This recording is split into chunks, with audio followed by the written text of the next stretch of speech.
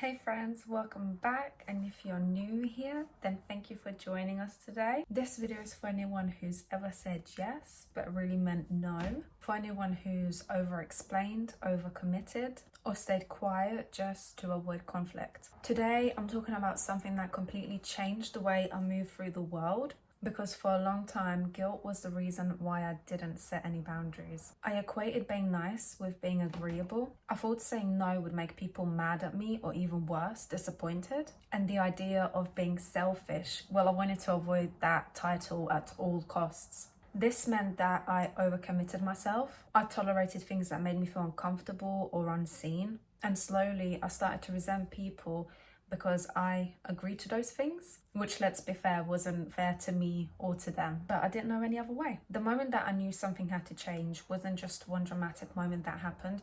It was a slow build-up of many things, just like anything in life. And it was mostly the emotional burnout that I was feeling. It's like saying yes to 3 different favors that you don't have the time for or the energy for, and you end up feeling emotionally drained, not just physically. And the worst part of it all is that no one actually realized I was struggling.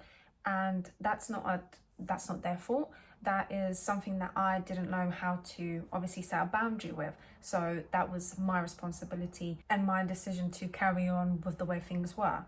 And in that way, I taught people that my time, my space, my energy were always available to them.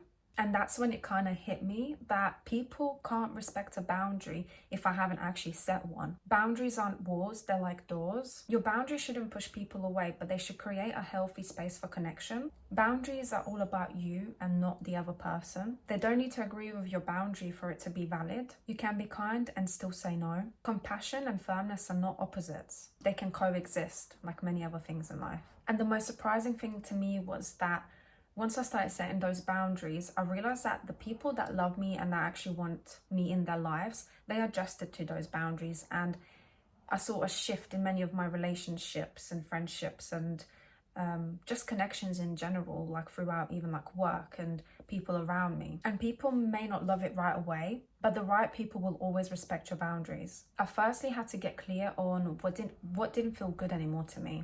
I journaled a lot. I paid attention to my body, what made me feel tense or resentful, and that feeling of dread, if you know what I'm talking about. If something made me feel tight, drained, or uneasy in any way, and that feeling is usually in my chest. A lot of people get it in their stomach as well, like that gut feeling kind of thing, but I mainly experience it like here, where my heart is. And I knew that that was a clue. I had to start listening to my body, because your body will kind of be your first response to many things, and the way you feel is a good indicator of how the situation is and how you should respond to it. I then started practicing saying no without saying sorry, because growing up in the UK, I think as many people know, sorry is one of those very common words where everyone just says it for absolutely no reason when they don't even have to. And it's just like, I guess, just the way the society is here. But I definitely picked up that habit when I moved here, and over time I realized that I was saying sorry just for the sake of saying sorry at times.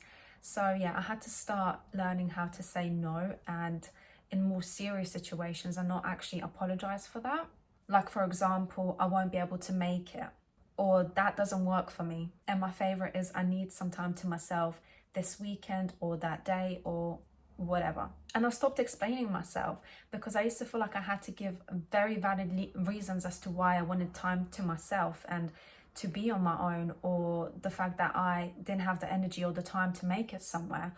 And I felt like I had to make these elaborate stories to feel like I wouldn't feel guilty, but then I would feel even more guilty for lying. And yes, I would just stop over explaining. I just said how it was, and I won't be able to make it. That's it. You don't have to say anymore. You don't have to over explain yourself. And it was definitely the hard part of it all. It took a lot of practice, and I feel like those people around me, they started to adjust to that as well. And I just stopped. A lot of the times it's literally just stopping. It's like pushing that stop button. I had to sit with the discomfort of it all, and that's another difficult part, but it's absolutely necessary. Like, the first few times I said no or expressed a boundary, I felt very, very guilty about it, and I felt awful about myself. Like, I'd want to text back and say never mind, but I had to stop myself and not do it. Guilt doesn't mean that I'm doing something wrong. It just means I'm doing something different. And I then rewrote the narrative of it all. I stopped thinking of boundaries as rejection. Instead, I started thinking, setting this boundary allows me to show up more fully, more honestly, and more sustainably. And it definitely made me a better friend, a better human being overall, and just a more grounded version of myself. The changes that I experienced after starting to set boundaries and knowing my own limits were that people aren't supposed to decide my limits. I am. Like, for a long time, I allowed other people to decide what was best for me. And now when I say no, I definitely do not spiral. And I don't actually feel anything really. It's just honoring myself. If someone's upset about the boundary I have set, I hold space for that person, but I try my best not to collapse or to over people please, like we talked about in my previous video. I just hold space for myself and the other person too. I don't over explain. I don't try to be the cool girl who's always down for everything. I just trust myself now, and building that trust within myself has been the most beautiful thing that I have experienced so far in my growth journey, I guess, and my healing journey.